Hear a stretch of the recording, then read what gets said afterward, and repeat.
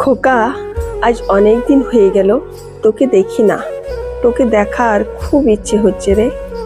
যেদিন তুই আমাকে এই বৃদ্ধাশ্রমে রেখে গেলি, বলেছিলি মা, আমি প্রত্যেক মাসে এসে তোমার সঙ্গে দেখা করে যাব। কিন্তু আজ 1 বছর হতে চললো, কই তুই তো একবারও আসিসনি। তোর কি আমার কথা একবারও মনে পড়ে না? আমার খুব মনে পড়ে রে তোর কথা। মনে পড়ে তোর সেই ছোটবেলার কথা। তুই আমাকে ছাড়া একদম থাকতে চাইতিস না। আমার এখনো মনে আছে, আমার কিছু একটা দরকার ছিল, তাই আমি তোকে তোর ঠাকুমার কাছে রেখে একটু বাজারে গেছিলাম। তারপর বাড়ি ফিরে দেখি তুই আমাকে না দেখতে পেয়ে এত কান্না করছিস যে কেউ সামলাতে পারছে না। তোকে পাড়ার লোক পর্যন্ত জড়ো হয়ে গেছে। আর তুই আমাকে দেখতে পেয়ে দৌড়ে এসে আমাকে জড়িয়ে ধরে কান্না জড়ানো গলায় বলেছিলি, তুমি কোথায় গেছিলে মা? তুমি জানো না তোমাকে ছাড়া আমি থাকতে পারি না, আর কোনো দিন আমাকে ছেড়ে কোথাও যাবে না। আমি সেদিন তোকে কথা দিয়েছিলাম, তোকে ছেড়ে কোনো দিন কোথাও যাব না। সেই থেকে আমি যেখানেই যেতাম তোকে নিয়ে যেতাম।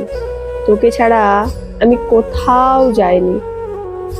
কিন্তু আজ 1 বছর হয়ে গেল। কি করে আছিস তুই আমাকে ছাড়া? কেমন আছিস তুই খোকা? বৃদ্ধাশ্রম থেকে আসা এই চিঠিটা পড়ছিলেন কৌশিক বাবু। আসলে কৌশিক বাবুর মায়ের সঙ্গে স্ত্রীর সেভাবে বনিবনা না হওয়ায় নিজের মাকে বৃদ্ধাশ্রমে রেখে এসেছিলেন। কারণ স্ত্রী বাধ্য করেছিল মাকে বৃদ্ধাশ্রমে রেখে আনার জন্য। মাকে বৃদ্ধাশ্রমে না রেখে এলে স্ত্রী নাকি থাকবে না তার কাছে। কৌশিক বাবুর ছেলে তখন খুব ছোট। স্ত্রী বলেছিল, মাকে যদি অন্য কোথাও না রেখে আসো তাহলে আমি আমার ছেলেকে নিয়ে অন্য কোথাও চলে যাব। তাই কৌশিক বাবু পুত্র স্নেহ থেকে বিচ্ছিন্ন হতে চাননি। বাধ্য হয়ে নিজের মাকে বৃদ্ধাশ্রমে রেখে এসেছিলেন। কথা ছিল প্রত্যেক মাসে দেখা করার, কিন্তু নিজের কাজে এতটা ব্যস্ত হয়ে পড়েছিলেন যে মায়ের সঙ্গে দেখা আর করতে যাওয়া হয়নি।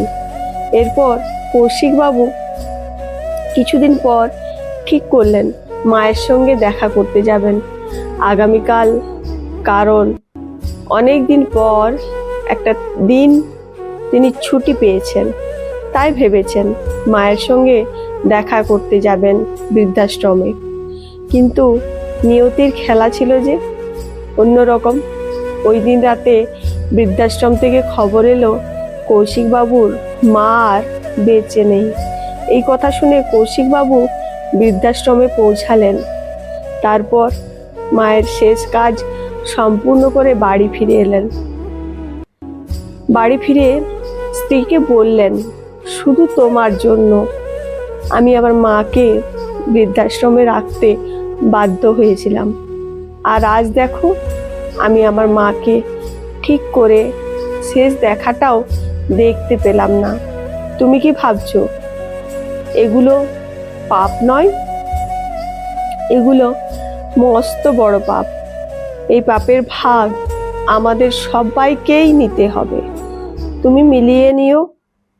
সত্যি সত্যি আজ 25 বছর পর কৌশিক বাবুও একটা বৃদ্ধাশ্রমে। কারণ ছেলে চাকরি পেয়ে বিদেশে চলে গেছে, স্ত্রী মারা গেছে। এই বৃদ্ধ মানুষকে দেখার কেউ নেই, তাই ছেলে বৃদ্ধাশ্রমে রেখে গেছে বাবাকে। আসলে উপরওয়ালার বিচারে কোনো সময় ফাঁক থাকে না। কলমে সুষমা বাগ প্রধান, লেখা সংগৃহীত। ভিডিওটি ভালো লেগে থাকলে অবশ্যই একটা লাইক কমেন্ট শেয়ার করতে ভুলবেন না।